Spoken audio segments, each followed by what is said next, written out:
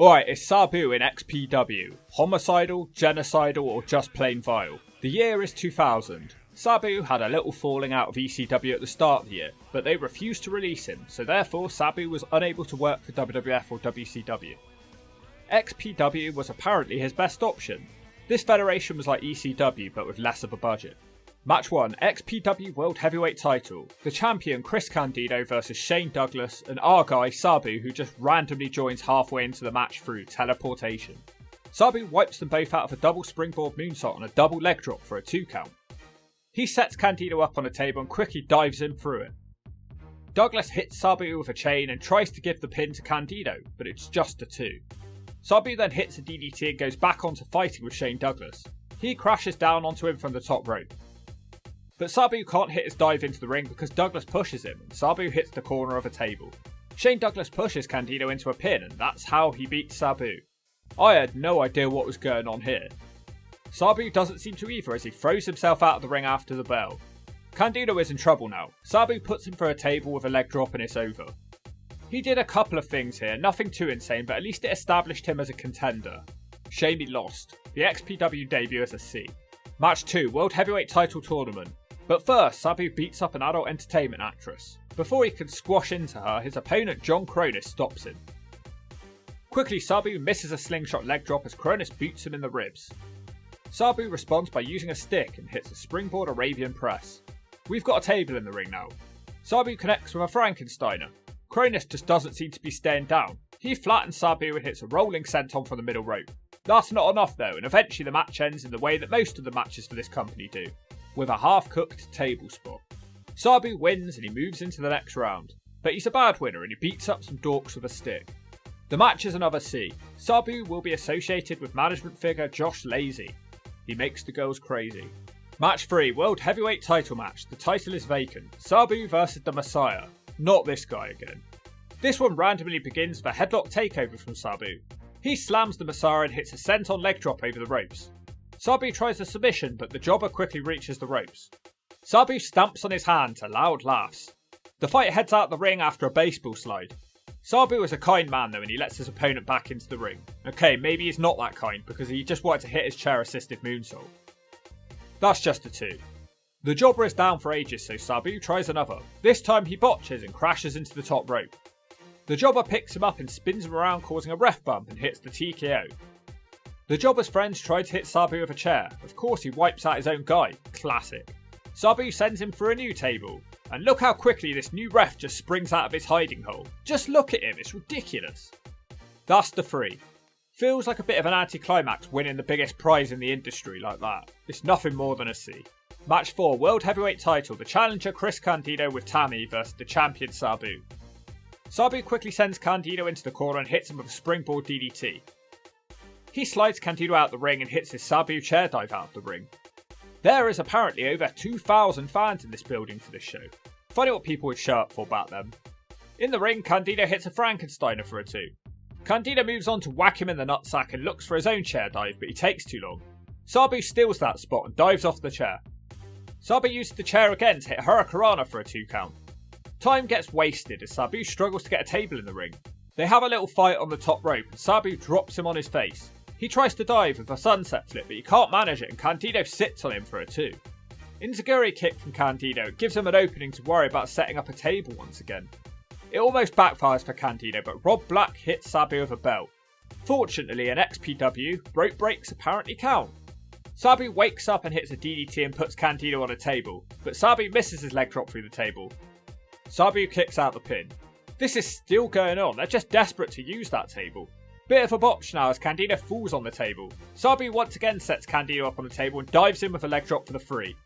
Why does every match in XPW end this way? It's a C, but if things don't improve or change, I'm going to start downgrading.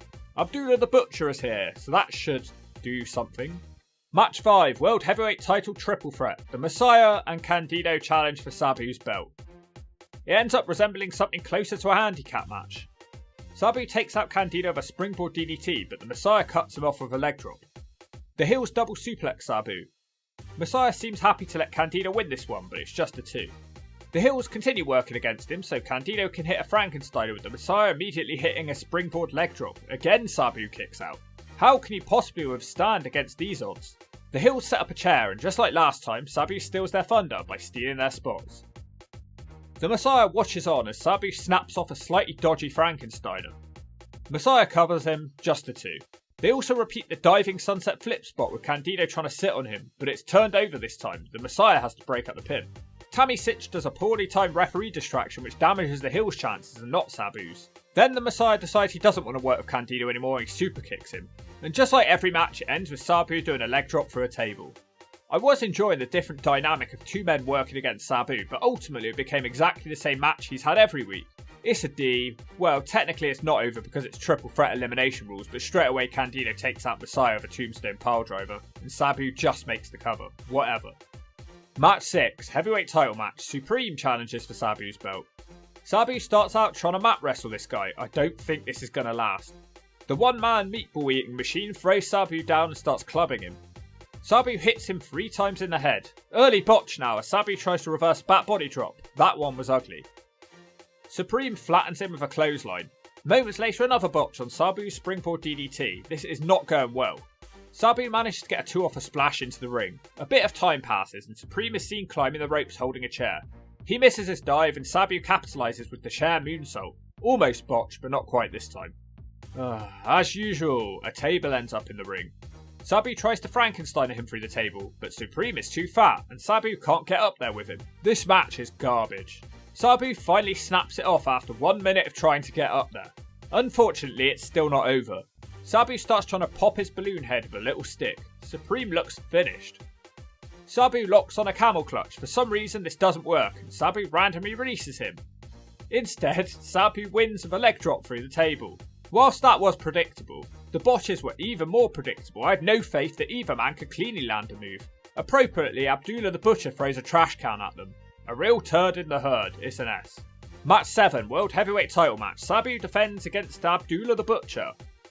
As Sabu rushes his opponent with a spike, the commentary team literally say, "This is going to be nothing but violent crap." The next thing I saw was Sabu randomly falling out the ring and going for a table.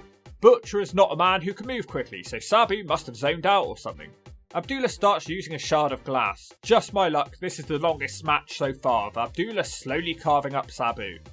Mercifully, the match is thrown out as wrestlers rush the ring. Another easy S. Match 8, heavyweight title. The challenger is Terry Funk versus Sabu. I have high hopes for this one, hopefully some exciting stuff in this match. Within 20 seconds, Sabu lightly sends Funk through a table with woodworm. Somehow, Sabu gets a 2 from that in the ring. Sabu moves on to miss his chair dive and Funk sets him up on the top rope. Funk tries a top rope piledriver, but it all goes wrong and Funk falls on the chair. Sabu attempts a chair dive out the ring now, but he fails, but he does manage it on the second attempt. On the outside, Funk lightly throws a chair at him. They head up the ramp. Sabu lightly throws Punk into the structure, and it all collapses in hilarious fashion. That isn't the end of the match. They continue fighting in the darkest of dark places. They emerge at a commentary desk. Funk lightly Irish whips Sabu off the stage. It looked like basically nothing. The match continues with nothing really happening, and they end up back in the ring. Sabu tries to hit a twisting splash for a table, but the table doesn't break. He immediately tries again with a leg drop, which Funk dodges. Terry Funk starts drinking. I know how he feels. Now he has a flaming branding iron. He shoots it at basically nothing. Someone throws a fireball at Funk from behind. Sabu also throws one in his face. He hits him with the iron, and that is the 3. I guess it was more interesting than the other matches, but ultimately it was a botched-filled mess. I guess you've got to appreciate the efforts, it's a C. Match 9, World Heavyweight title triple threat. The champion Sabu versus Big Dick Dudley and John Cronus. The match starts with the Dudley boy destroying a bunch of geeks. He's a big deal in this company. Dudley and Sabu work together. Sabu dives off the Dudley boy's back to take out Cronus. The teaming stops here though, as Sabu has flattened with a clothesline. This one seems to be taking place in the middle of a rock concert or something, and the camera is really struggling to keep up with the action. The wrestlers start fighting in front of a performance. I have no idea what's going on. Sabu is lightly thrown off the stage. The Dudley boy starts moshing out. Eventually they make it back to the ring. This is one of the most horrible matches ever. Sabu tries to improve it by diving off a chair into Hurricanrana. I just want this match to end. Dudley picks Sabu up and hits a net breaker for a 2. It really amuses me that rope break counts in this environment. Sabu nails the chair moonsault on Cronus. The Dudley boy breaks the pin up. Then Sabu hits Cronus for DDT and of course sets him up on a table. He dives up the top with the Arabian facebuster through the table. It is over, thank God. Sabu was the only one trying here, and the only one who didn't look like a joke. It's a D. Match 10, World Heavyweight title, the champion Sabu versus the Messiah. Not this guy again, he looks like a reject Steven Richards right to censor. Sabu tries an early roll up, also a rolling leg lock. You need to be rolling to enjoy this one. Steven Richards Jr. hits a simple suplex, the crowd seem distracted. We move on to see the Messiah fall on his nutsack and Sabu snaps off a Frankensteiner for a 2. He can't hit his chair moonsault as Messiah drops him face first on a chair. Messiah follows it hitting a running reverse Death Valley driver for a 2. In 10 matches that's the nicest move we've seen, and it wasn't even our guy. Messiah starts to impress me with a T-bone suplex. He seems to have Sabu's number as he dodges a leg drop and he springboards into the ring to hit a leg drop. Finally now, Sabu manages to do something as he baseball slides the Messiah over the guardrail, and then damn, Sabu dives out the ring and clears the guardrail. In the end, Messiah ends up on a table balanced over the guardrail. Sabu tries to do a chair dive into a DDT, but their feet clearly go through the table and it crumples. Back in the ring, Sabu hits a triple jump moonsault. Unfortunately for him, XPW owner Rob Black drops the pin. Sabu sets up a new table. He DDTs the Messiah. This guy hasn't managed a punch in minutes. What he does manage to do is take out the referee for no reason at all. Straight after that, Messiah hits a TKO and a new referee hits the ring and fast counts the pin for the 3. The previous referee wakes up and takes the belt away. The match is restarted. Sabu quickly hits a DDT and he runs off his manager's back to leg drop the Messiah for a table. The ref counts the 3. A bunch of people jump Sabu. Then New Jack comes to the ring. Loud music plays as New Jack kills everybody. Just what this run was missing. I have actually already covered New Jack's run in this company. There were some insane things happening in that video. Jack hits Sabu over the head with a guitar. Closest will come into Slapnuts in this video. Best match so far, it's a B. Match 11, World Heavyweight title tag match. Vic Grimes and the Messiah versus Sabu. Messiah is scared of Sabu and tags straight out. Vic Grimes hits a clothesline. This match is already at a snail's pace 20 seconds in. After a very long time, Sabu hits a springboard. Vic Grimes tags out. Messiah is still scared of Sabu. His nappy is truly filled. Eventually Sabu runs into a Vic Grimes punch. Sabu tries to do a leg sweep or something which doesn't work, and Vic Grimes catches his crossbody and hits a slam. He also hits a twisting leg drop. It was around this time that I realised that this match is 38 minutes long. Why? A man called Homeless Jimmy walks up to the ring and he will be Sabu's tag team partner for no reason. Grimes misses a wacky dive and Sabu makes the tag. But this match is far from over and it's somehow worse because Sabu's stuck on the apron watching his homeless partner. I just can't concentrate on this horrible match. Eventually Homeless Jimmy is powerbombed into a shopping trolley. He is now dead. Sabu has the match won with a Frankensteiner but the ref is distracted. He once again has it won with a triple jump moonsault but again no ref. It does turn out that Homeless Jimmy isn't dead. He kills Vic Grimes with a suplex out the bleachers. Later Sabu tries to put Grimes on a table, but he's too fat and the table collapses. Sabu dives out the ring into the crowd with Grimes. That admittedly did look pretty cool. They don't learn from their earlier mistakes though, as a table almost collapses under Sabu's weight. What did they make these tables out of? But Sabu dodges the Rick Grimes dive. He also hits a Frankensteiner onto a chair and that looked good, but the ref is bent and refuses to count. I would have just walked out at this point. Sabu hits an Arabian press for a table. This time the ref's count is broken up. Sabu connects with an Arabian facebuster.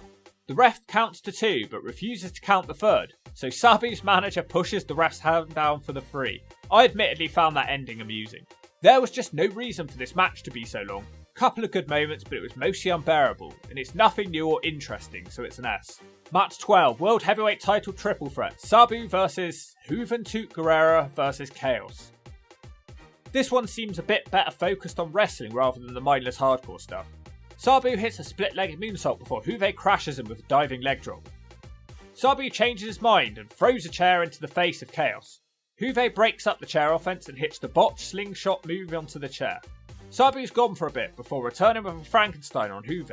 Chaos takes him out of a big flip dive out the ring, and Guerrera hits them both with a plancha. Sabu's jealous and he does his own dive, this time into the crowd. Sabu wins the match with an Arabian facebuster from the top on Chaos. Juve's a bad loser though and attacks Sabu. Apparently it's not elimination rules in this triple threat and the match is officially over. It's confusing. Not much to say, it's a D. Match 13, heavyweight title cage match. Oh, thank God it's something different. The Messiah versus the champion Sabu. I'm not actually against this because they had an alright exchange before. Sabu gets an early 2 count on a springboard leg drop. Messiah gets his own 2 off a suplex. It becomes clear pretty quickly that this is a tiny cage as Messiah hits an electric chair drop on Sabu. Nice springboard moonsault for the Messiah for a 2. Now we get the first botch of the match as both guys try to connect with a springboard but their timing is off. Sabu starts using a chair because apparently we haven't seen enough of that tonight. He does use the chair to hit a triple jump moonsault. I cannot wait to never hear this commentary team again, they're hurting my ears. They tell us that millions of people are watching this, yeah right. Messiah hits a T-bone suplex and tries to escape, he can't manage it. Rob Black, who is Messiah's manager, starts climbing the cage. He's stopped by Sabu and knocked through a table.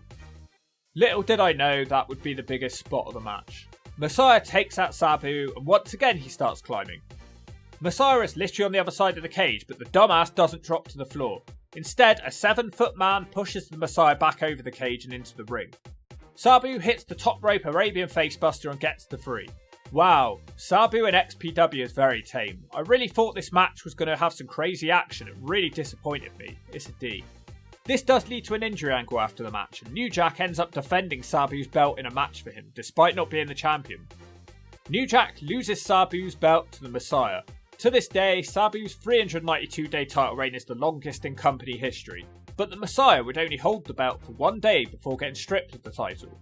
There was also a triple threat match against Vampiro and the Messiah from around this time, but I can't find it in full, it is what it is. But from the looks of it, Messiah sneaked a win over Sabu. Match 14, final match, tag match for the vacant heavyweight title.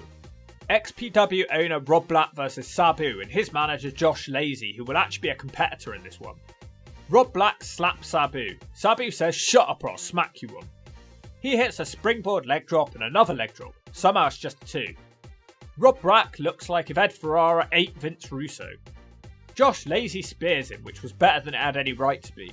Sabu throws a chair in his face. Rob Black, who is not a proper wrestler, continues to kick out of pins. Sabu bulldogs him into a table edge and then Sabu's manager runs off his back and puts Rob Black through a table. Black dumps in his nappy and tries to leave. Sabu attempts to stop him with a dive but he hits his own partner instead. Rob Black fights Sabu one-on-one and he does pretty well too. He almost beats Sabu with a rocker dropper. It turns really ugly now as they fight over a steel chair. Rob Black leg drops the chair into Sabu. He points to the sky of happiness, but his happiness soon turns to anger when Sabu trips him up into the chair. Another man appears in the ring. Wait, now there's 2 Rob Blacks. What a plot twist, I wasn't expecting that. Josh Lazy beats up the real Rob Black in the ring, but he still can't get the 3. The other Rob Black is apparently a wrestler called Johnny Webb. Now another wrestler called Damian Steele is here attacking Sabu. The Rob Black impersonator puts Sabu's manager through a table with an elbow drop and the match just ends with him pinning Josh Lazy. I feel sick and crazy, it's an S, game over. Ugh, I don't often have such a feeling of disappointment on Ring of the Hawk.